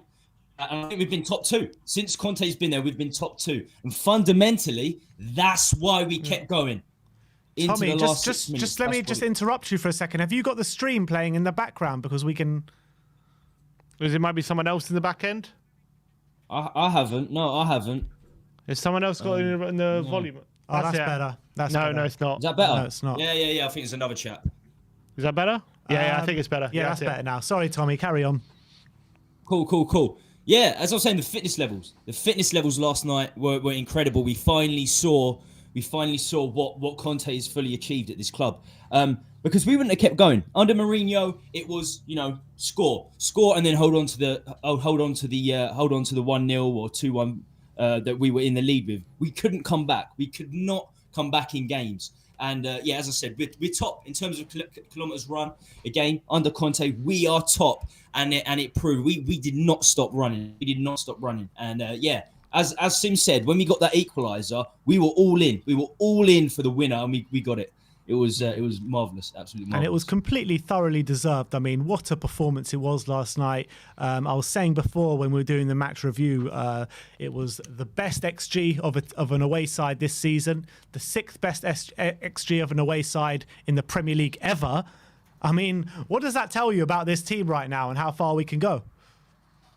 Jeez, 6th ever XG. Yeah. That's insane. But yeah, no, we got to put things into perspective. We still need signings. We still certainly need signings. This was Kane's best performance. Yeah. One of his best performances. But he's been, do you know what? He's been mustard. The last 6 weeks for me, he has been mustard. anyway. And if we lose Kane to injury over the next 3 or 4 months, which we usually do for a month or so, then we need that backup striker to come in because, you know, Scarlett still hasn't scored a professional goal. So it's essential that we don't overlook things with this result because let's face it, look, it took 94th minute to bang the 2 goals. So there are still problems. There there. But yeah, it's essential. It's essential. But we're in for this top 4. We're going to fight for this. And under Conte, you know we are until the very, very last minute, and it was shown perfectly last night, and it was absolutely brilliant. And you know, I don't know what your feelings before the game were about Steven Bergwijn, whether you wanted him to go or stay, but what are your feelings now about what his role in the squad? Well, I said on my channel for the last 2 weeks when the Ajax bid came through, it would have been completely counterproductive. If we sold Bergwijn and got Adama in, we're going to change Adama from a right winger to a right wing back. We can do the same thing with Bergwijn. If we or we could keep him as the winger. We need to keep the wide players. I mean, Gil still hasn't started a Premier League game. He spent £35 million on Gil, so he still hasn't started a Premier League game. We need to keep the wingers. If we're gonna bring the Adamas in, we need to lose the Lo Celsos, the Ndombeles, the Dele Allis, the centre midfielders that are not getting into the game. So for me, he's just doubled his value. But £15 million, get out of it, Ajax. You know, you're paying 30. You're paying 30 minimum, and it'll be complete. As I said, completely counterproductive to sell Bergwijn even before this performance. And as you boys said, against West Ham, he was fantastic. And last night, what was so funny last night is we only got the extra 2 minutes because he pushed one of the Leicester players in the box and he went down. So we only got the extra 2 minutes because he done that. So it's equivalent of a hat trick, really. It was sensational from Stevie B. Yeah, Tommy, you call the need for signings, and obviously I completely agree, and I'm sure every single person in the chat and every single Spurs fan in the fan base does agree with you there. But when you look at the table, when you look at our rivals in Man United, Arsenal, West Ham, we've got the best. We're in the best position in terms of points per game in terms of the top 4 race. So do you think we actually can get top 4 without a signing? I don't want to say it because I really do want us to sign players. Levy ain't watching, mate. Levy ain't watching. Don't worry. I think we can. I do think we can, and it is, it's dependent on injuries. It's dependent on injuries because it looks like Man United, they just want to throw it away. I mean, we were in there last season somehow, going into the last 2 or 3 games.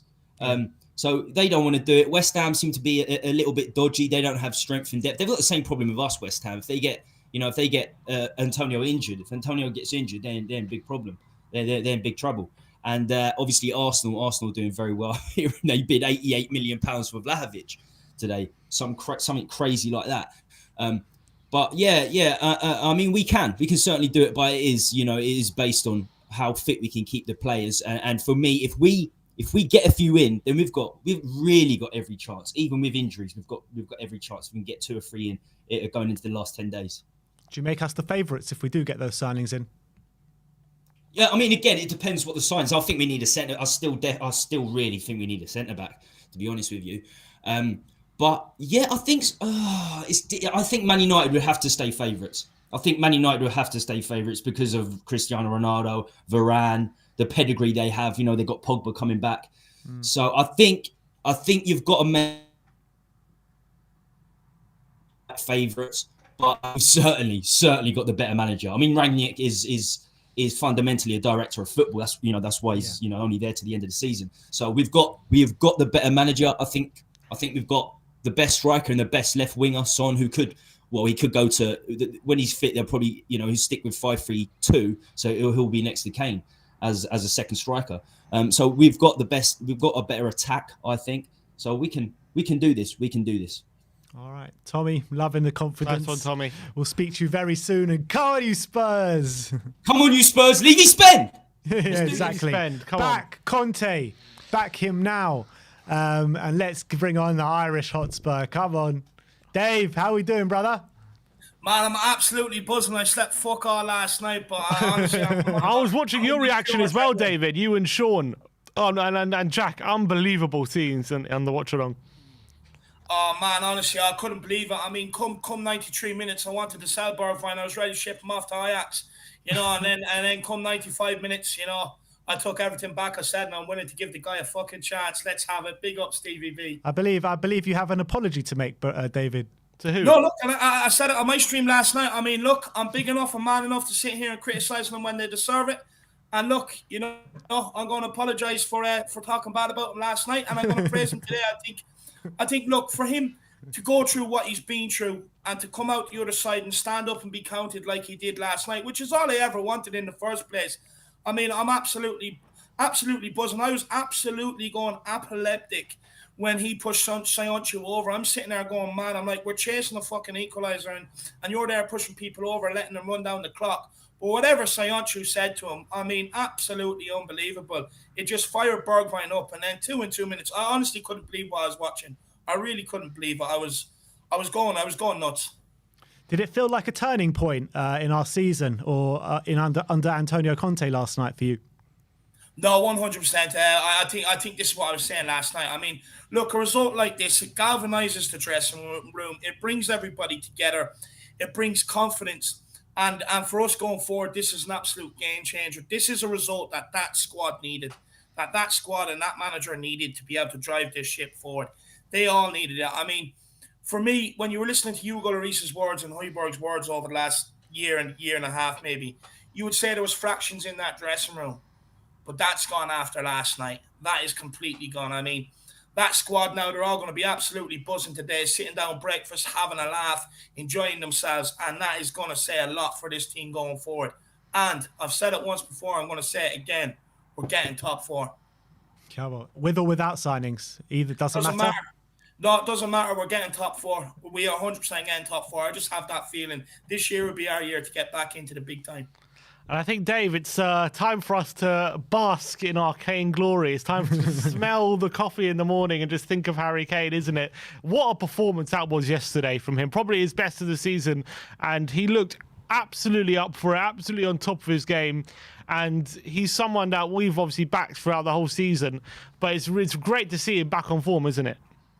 Look, I was telling everybody yesterday, don't you dare speak about Harry Kane. Only me and Sim are the only ones allowed in this Spurs fan base to really talk about this guy, you know. If you're not going to be with him through the bad times, then you don't deserve to talk about him in the good times.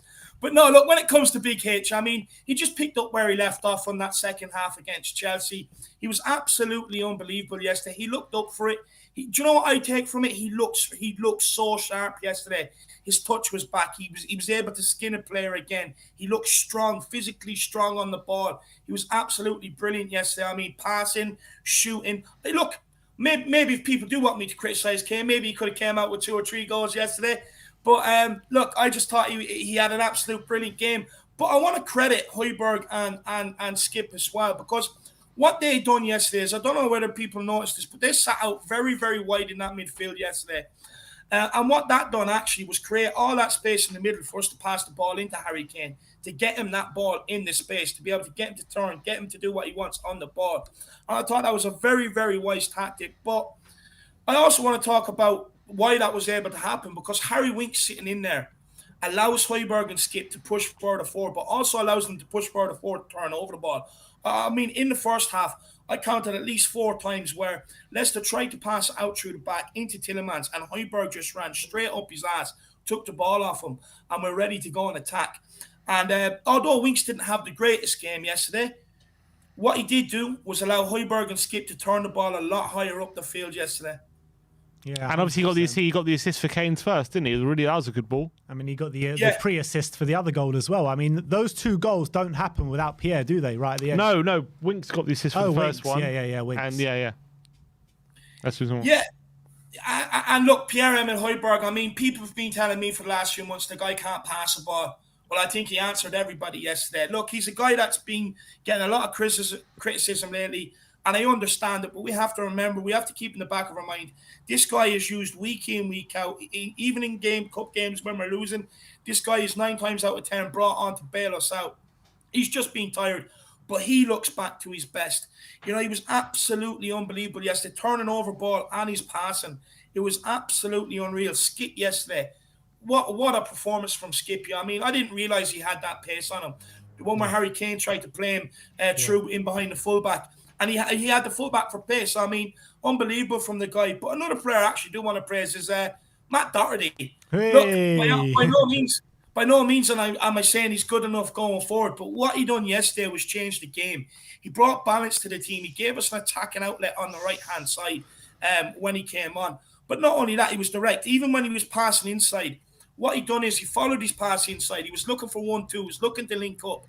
And that second goal, that equaliser, wouldn't have happened without that guy yesterday putting his body in there. And another player who's coming under a lot of flack in Emerson Royale. What did you make out of him? I mean, hooked at half-time. Me personally hardly saw him in that first half. Yeah. What did you make out of him? No, look, I agree. I thought it was poor yesterday. I still believe in the guy. Don't get me wrong. I still believe in him. I think maybe he's just lacking a bit of confidence now. I think maybe things are getting on top of him. I think he knows his crossing isn't the best. You could see it yesterday in the first half. Players were turning away from him. They didn't really want to give him the ball out that side because they knew there wouldn't be anything created. And I felt sorry for him. But look, it's also on him to stand up and be counted now. I mean, when you come to a club like Tottenham, you're going to get pressure on you, and it's how you react to that pressure. So I want to see good mentality from Emerson. By no means is his Spurs career over. I mean, he had a poor game yesterday, but just dust yourself down. You know, get back to training, work harder on your crossing. Because for me, I actually think that's the only thing this guy is lacking, you know.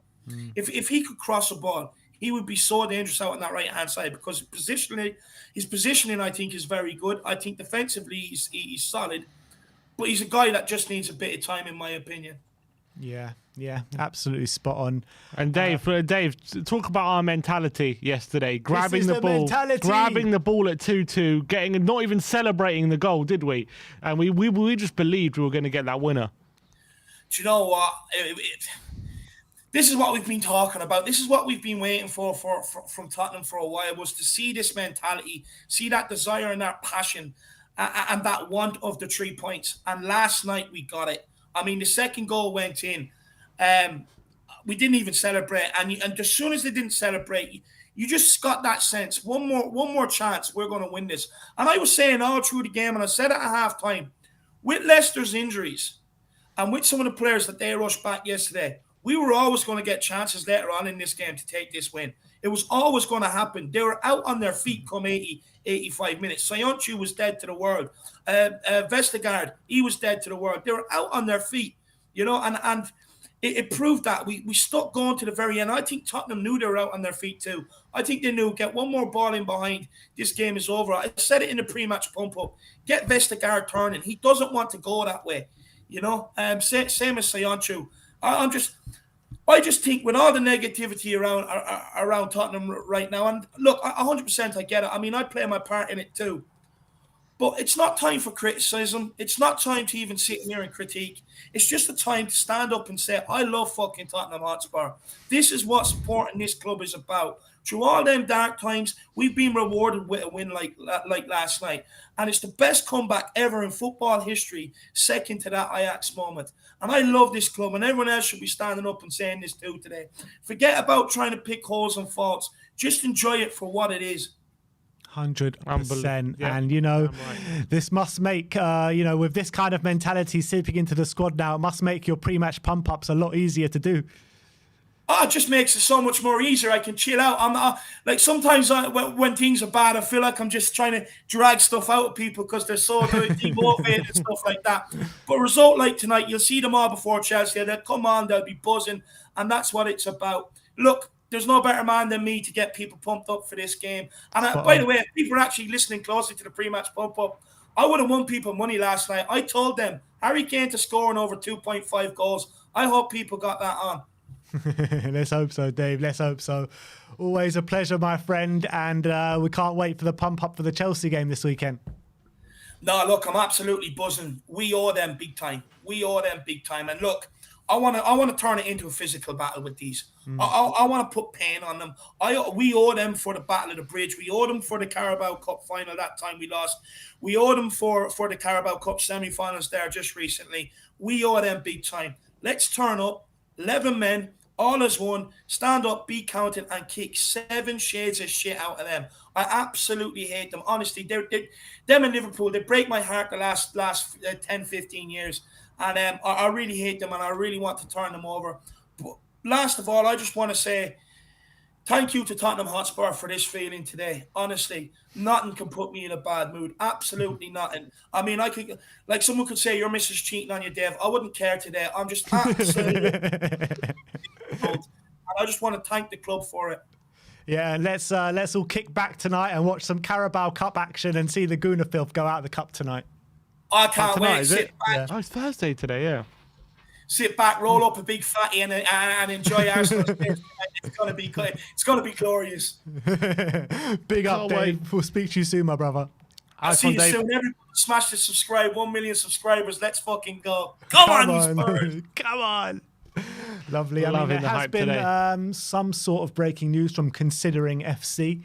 Mike McGrath says that Tottenham are considering a move for AC Milan midfielder Frank Kessie during the current window to avoid a bidding war this summer.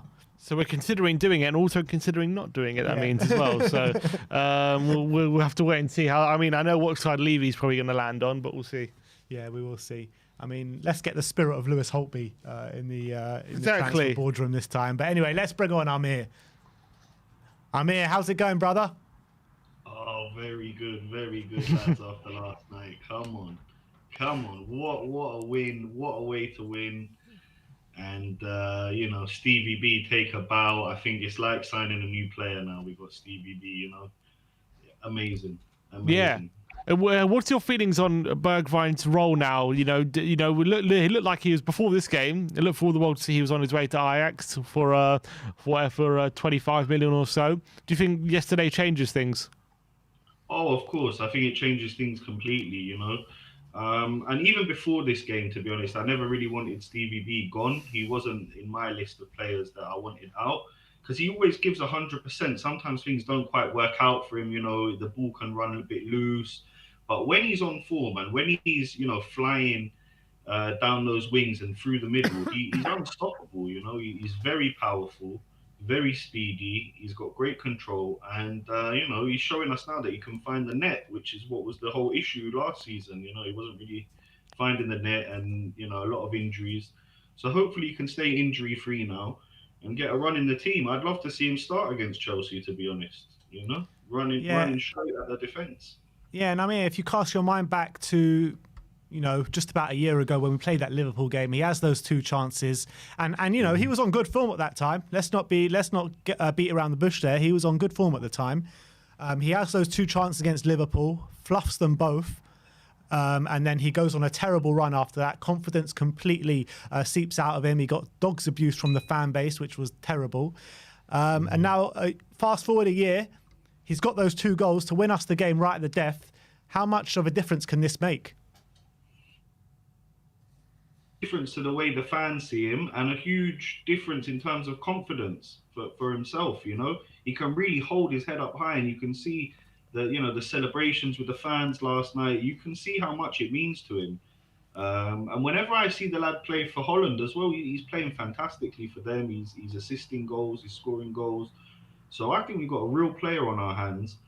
It's just a matter of keeping him confident, keeping him injury-free, which is key, and letting him play, giving him more game time. Because you can't formulate a run if you're playing 30 minutes here, 40 minutes, 10 minutes here. He needs to be playing week in, week out, really. Yeah, I completely agree with that, and that's probably part of the reason why he hasn't found his rhythm before of late. But to be honest, recently he has been good form, hasn't he? Against West Ham, he played really well. Obviously, he's been injured, and then obviously came back into yesterday. But talk about the game in general. Did you feel like the two goals at the end were justice for how we played during the game? Do you know what? I think justice is the right word, because we outplayed them off the park. They got two little chances and they managed to score two goals somehow. I don't even know how they managed to get those goals. And literally the only attacks they had. Within the first half hour, we should have had 3 or 4. Let's be honest. Kane rattling the crossbar. Sanchez was literally a few centimetres there from another goal as well. So... we played amazing football, but we just found ourselves, 1-0 down and then 2-1 down. It was a tough game. And Conte, we haven't spoken about Conte. Conte's subs you know, they changed the game. Bringing on Doherty at half time, was it? Yeah. Was incredible. Was incredible because Royale wasn't really performing that well. He wasn't having a great game. And Doherty came in, and that's the best we've seen of him in a Spurs shirt. So, you know, I think we really got to thank Conte, and I loved seeing him. You know, his response to the 2 goals was just, you know, something else, really. Absolute scenes. Yeah, I mean, to have a manager like that at the Lane, it's incredible. And now Levy just needs to get that checkbook out, couple reinforcements, so we make sure that we've got injuries covered over the next, you know, 4 or 5 months, and yeah, push on for top 4, and hopefully, you know, a very good FA Cup run. That should be our season. And a lot of people are praising Matt Doherty after his second half performance yesterday. You see him in a different light after yesterday? You were still thinking, you know, he didn't quite do enough to change your perception just yet? He's still got, you know, something to prove to all the fans, and I think if anything, he's got more to prove to himself than anyone else, you know, because he's well capable. We've seen him in a Wolves shirt, you know, over the years, putting great performances, assisting goals, and doing well down that side. At Spurs, for whatever reason, I'm not sure what it is, that it hasn't quite worked out for him. So, been a great shift. And I'm sure if Spurs fans saw more of that kind of play, then, you know, we're all going to get behind him, just like we're all behind Stevie B. You know, if you turn your mind back to Sissoko and how crap he was when he first came, and he turned into an absolute animal. So, you know, there's no reason that Doherty can't do that at Spurs. Yeah, definitely. And finally, the top 4 race. Can we get top 4 without signings? I think we can. But it's risky. You know what I mean? You're betting on not getting any injuries. You know, you're betting on other clubs not strengthening. So to me, this is the classic mistake we've made over the last, you know, let's say decade or so. Whenever we're getting strong, we've got an amazing team, and, you know, we're doing well. The lack of investment just kills us year after year, and bringing in big players and, you know, plugging the holes that they need. So, you know, we can risk it and not get anyone and try, but that's just a fool's move. You know, you want to go out and get a couple of players just to strengthen and rejuvenate that squad. And honestly, to get a couple of players out as well is very critical as well. You know, I don't see the point in having Ndombele there with his kind of attitude. He obviously doesn't want to play for us. He's obviously, you know, a fantastically talented player, and, you know, he's got a lot to give. But for whatever reason, it's just not working out at Spurs. So either loan him out or sell him, you know, get rid. All right, Amir, always good to chat to you, my friend. And we'll speak to you very soon. So come on, you Spurs. Nice one, Amir. Big up, Amir. And let's get let's actually get through a few super chats before our next guest. Danny Kiriakou saying, "Coys, coys, coys, coys, coys, coys, coys." Ryan Isaacs Kennard again saying, "This club will kill me." Sanji 21 saying, "In my opinion, Chelsea will drop second half because of the Club World Cup champion and Club World Cup and Champions League. Man U will drop off because of an unhappy Ronaldo and weak manager." What do you make out of that? When it comes to United, it's hard to know what to think of them coming second half season, is it? Because they've got such talent in their squad. It's hard to imagine they're going to be as bad as they've been in the first half of the season. Yeah, and I also look at Man United in that game against Aston Villa. And the first half of that game, it's the best I've seen them for a while. And they just completely fell flat in that second half. But I think it showed that because of that first half performance, they've got it in them, you know what I mean? And I think they will come good at some point. I was watching highlights of their game against Brentford yesterday, and I was reading reports. Apparently, Brentford in the first half absolutely battered them. Thomas Frank gave a very frank interview. Yeah, nice. but that's United. I think at the moment, the way they're playing, they're going to leave themselves very open defensively, which it seems so. Unlike Spurs, who seem to be a lot more solid, but they have so much more talent going forward. It's whether it'll click for them at some point, and I think it will. But then they've got Champions League coming back as well. I don't think Rangnick is going to be the answer for them managerially. So whether it's one of those cases where it goes wrong for him, and obviously he's leaving this summer anyway. It remains to be seen. They're just it's impossible to say with United what's going to happen with them at the moment. Spot on. All right, let's go to Aravind. Yes, Aravind, how's it going, brother? Yes, Stevie B. Come on, Aravind. How's it going, man? Oh my goodness me. I couldn't stop shouting yesterday. That was the most I shouted after the Ajax finals. Oh, that was a game and a half. And especially we deserve the win. And one thing which this team is showing is the mentality. And I really like when we were 1-0 down in Mourinho's time, we never used to think of coming back. But this team has the mentality, and few more pieces in the squad. I'm for sure. We're for sure making top 4 if we just get that few pieces into the squad. Can we do it without? The thing is, we can, but I'm just worried that this 1 or 2 injuries, and then we don't have proper substitutes and for players. And hopefully, I'm hearing rumors that if Adama Traore or one more midfielder, at least.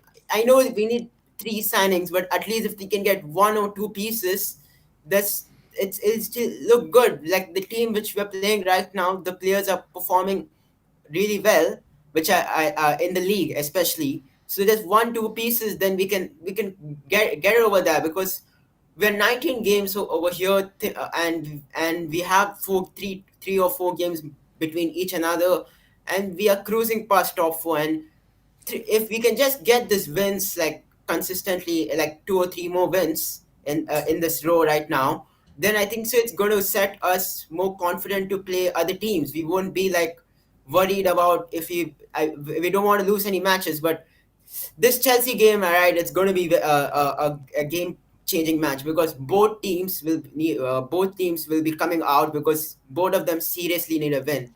And Chelsea knows that if they lose that match, top 4 for them is also a worry. And for us, if we also lose, it's not a worry, but we need to build the momentum. So it's going to be a breathtaking match this Sunday. I'm just waiting for it, and I can't be happier than anything before. Yeah, do you think what's changed after yesterday? Do you think it changes a lot in terms of how we see other people in the squad, and maybe our transfer plans, or maybe mentality wise? What's your opinion on those things? As I said, the one thing which I really like about this team is that there's a form of togetherness. People are believing within each another, and especially Harry Kane. I've never seen him that much happy for a long time in a while, and he came and shouted. He shouted after the win, and that shows that looks like he's very committed with Antonio Conte's system, and everyone is committed to it, and everyone wants to give that 100%. And if we are 1-0 down, the team wants to win. So these are the small things which something which a manager.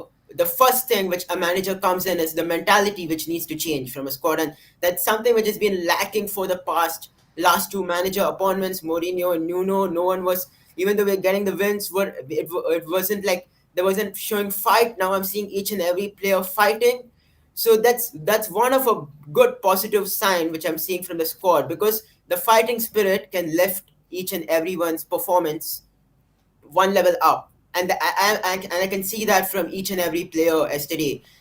As much as Matt Doherty is average, you can see that he's trying something. He's trying his best. He's coming out and putting some kind of performance to at least help the team. I know he's not the player we need, but that's something I really want. That's something which I really need from the team, is that mentality comes first. If we can get the mentality, then quality is the second part of it. So I'm really happy that this team is showing the mentality, and I think so. If this is the mentality we're going forward for the second half of the season, I don't see us finishing 5th or 6th. We can finish 4th, but we need to keep on building on the momentum and keep on building in a positive frame for the future games. And the player I want to talk to you about, he's on your wall behind you in Harry Kane. Talk to me about Harry Kane last night.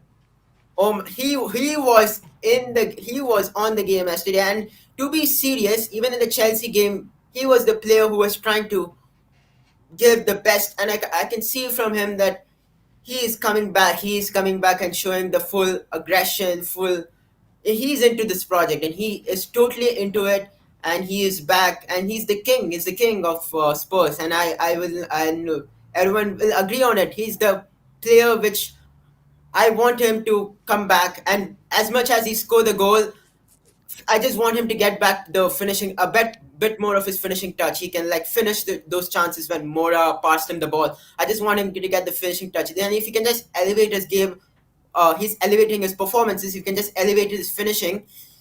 We can be talking good things, and especially like what's good about this team is that someone is stepping up. It's either Kane or last against Watford it was Davinson Sanchez. Now it's Steven Bergwijn. That's what is about football. It's not about as much as Harry Kane is performing. We need players who needs to step up if someone is not scoring that day, and that's the mentality of the squad. That's something which we need to build. If Harry Kane wasn't scoring yesterday, Steven Bergwijn came and performed.